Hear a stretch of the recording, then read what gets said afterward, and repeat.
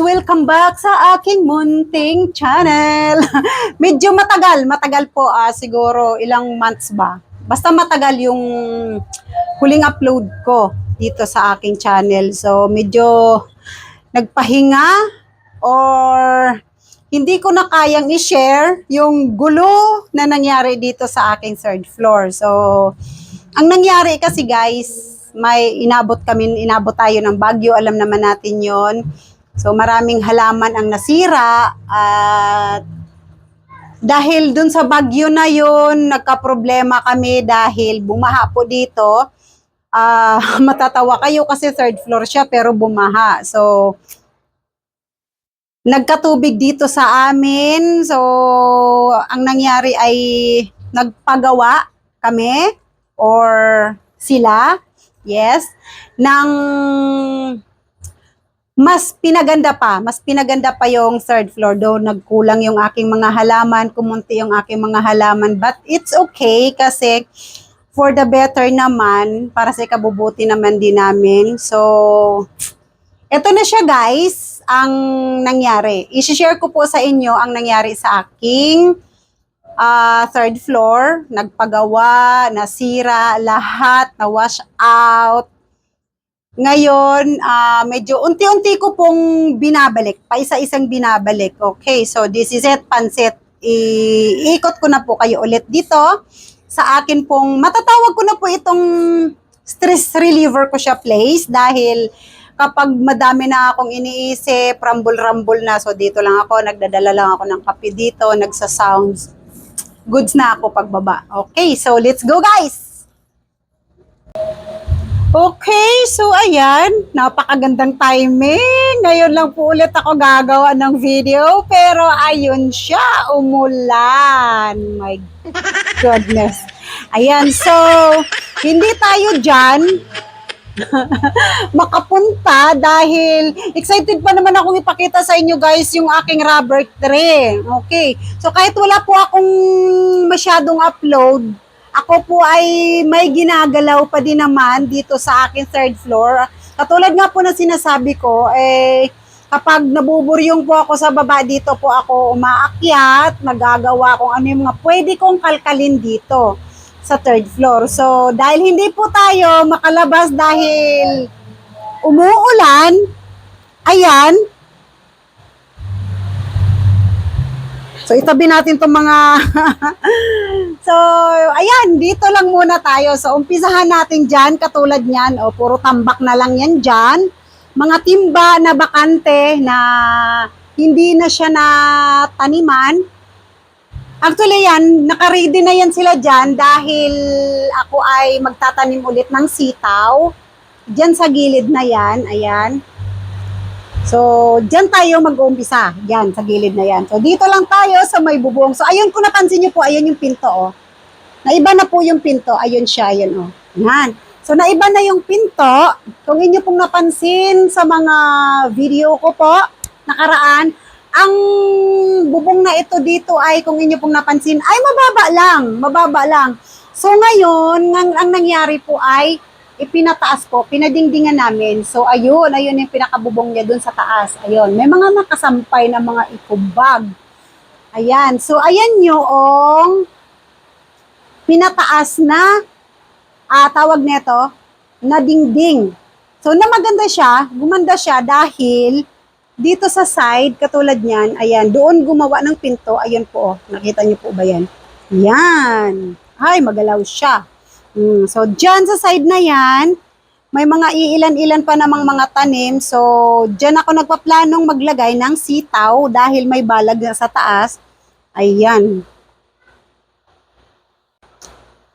So, iniisip ko na po yan dahil dyan po ay medyo maganda.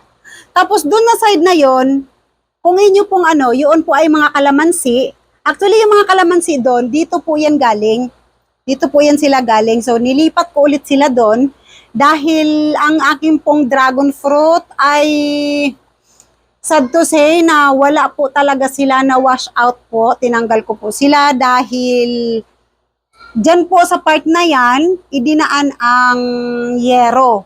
Itong mga ginamit na bubong na ito sa aking third floor, dyan po idinaan. So, need talaga na ang dragon fruit ay matanggal dahil hindi po makadaan yung mga yero na malalaki at saka yung mga hard deflex na yan. So, ibinalik ko si kalamansi dyan sa side na yan. Tapos dito, ayan, iilan na lang po ang meron ako dyan.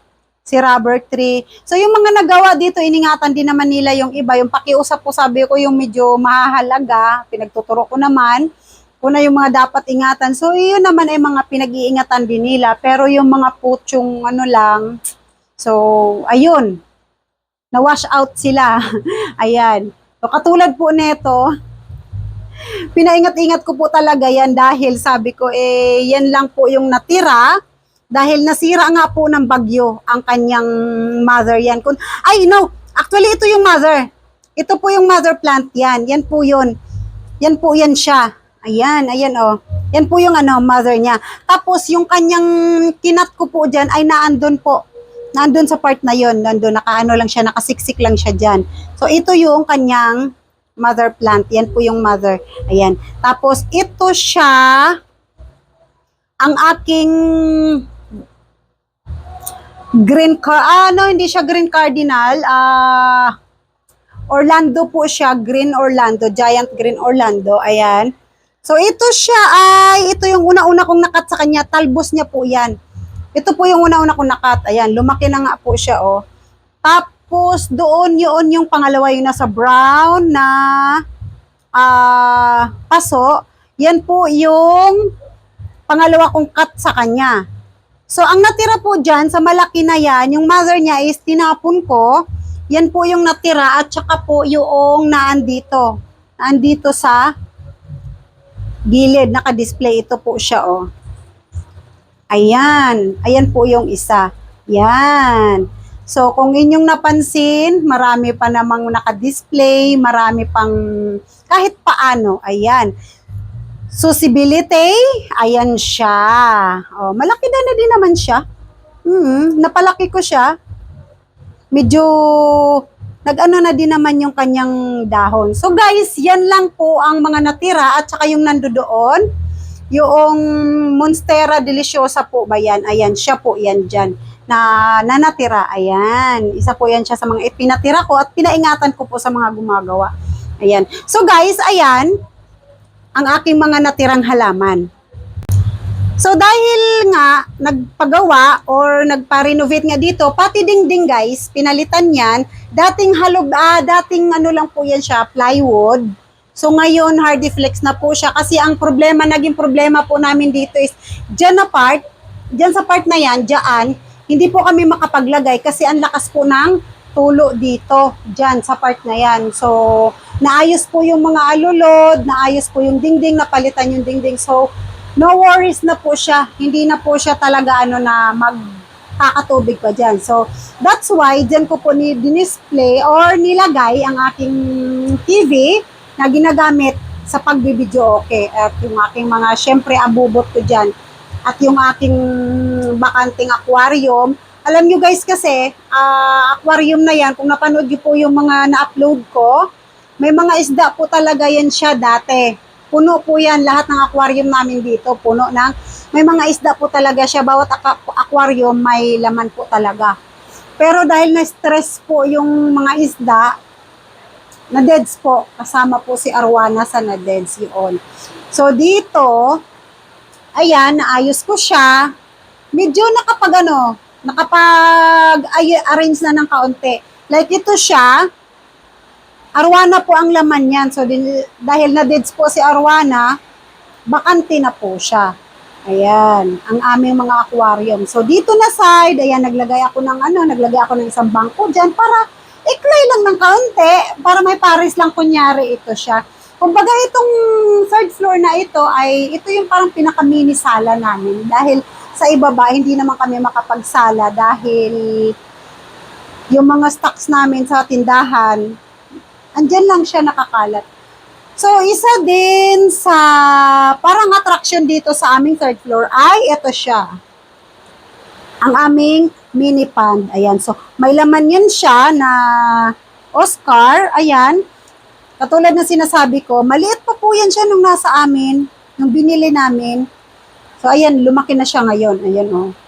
Tapos, yung, ayan, hammerhead or, alam ko, hammerhead siya, na black and white. Tapos, may isa yan, dalawa kasi yan. Ayan yung isa. Albino po ang tawag dyan. Tapos, Oscar na, albino din po yung isa na yon. Ayun, oh. Yun. Kasi ito siya is black Oscar lang talaga siya. So may albino Oscar din po. Ayun, which is yun po yun. Oh. Ayan po. Yan. Tapos may isang albino na janitor fish. Kung nakakita po ba kayo ng albino na janitor fish. Ayan po siya. Oh. Yan. Kakulay siya ng Oscar and yung tawag dyan,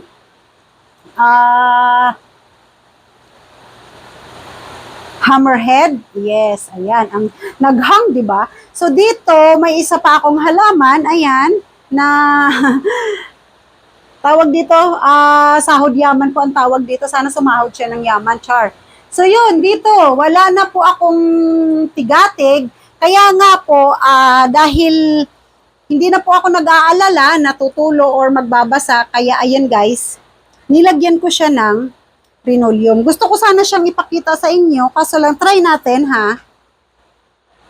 Try natin umatras ng kaunti kasi umulan. Ayan. So ayan guys. Ayan. Ang aking linoleum, nilagyan ko siya. Hanggang dito lang yan siya siyempre kasi hindi naman tayo pwedeng maglagay dito sa may mga mauulanan. So ayan lang siya dyan. Ayan. Ang sarap magpahinga dito dahil katulad nga po ng sinasabi ko ay mahangin. Tapos pag nakikita ko yung mga halaman ko, or dito ako kasi nagbibideo okay. So dito yung aking, ito talaga yung pinaka hangoutan ko dito. Sa buong bahay na to, dito po ako talaga nag-hangout. Ito po yung aking tawag nito, favorite place sa bahay dahil dito ko po nagagawa umiyak, tumawa, pag nakakabasa ng mga nakakatawa sa Facebook, ayan. So, dito po ako, ayan. Yan po ang aking, ito po ang aking palang, favorite place. Yan. So, dyan, sa ano na yan, ay yung nakasabit ko na bird's nest po. Ayan, malaki na siya, guys. Ayan. Tapos, yung aking, dito, oh, yung aking pine tree po ba yan? Ayan, malaki na siya guys. Ayan. Katulad niyan, ayan. Yung mga yan, nasira po yan nung nagpagawa dahil sa sobrang laki na. So, pinutol ko na siya kasi may nakita na akong bagong tubo. So, kinat ko na siya. So, hintayin ko lang yan na lumaki. Like ito din, ito, ayan. Hindi ko na siya pinahahaba ng yung mga talbos niya. Hindi ko na po laki pa, pinuputol ko na po, kinakat ko na para hanggang ganyan na lang siya. Ayan. May gusto pa nga po sana akong i-share doon. Ayun, sa may na yon, yung tawag dyan, dragon tail ko. Kung napanood niyo po yung mga video ko sa aking dragon tail, medyo gumanda siya, pero nung nagpagawa po kami ay nagkanda putol po siya. So, yun lang yung natira, yung nandun sa dulo. So, hindi ko siya dyan sinira. Pinagpuputol ko lang, yung ugat niya, hindi ko rin po tinanggal kasi pinabayaan ko lang. Sabi ko, baka sakaling may tumubo. So, goods naman dahil ayun, may tumubo nga po. May tumubo po siya.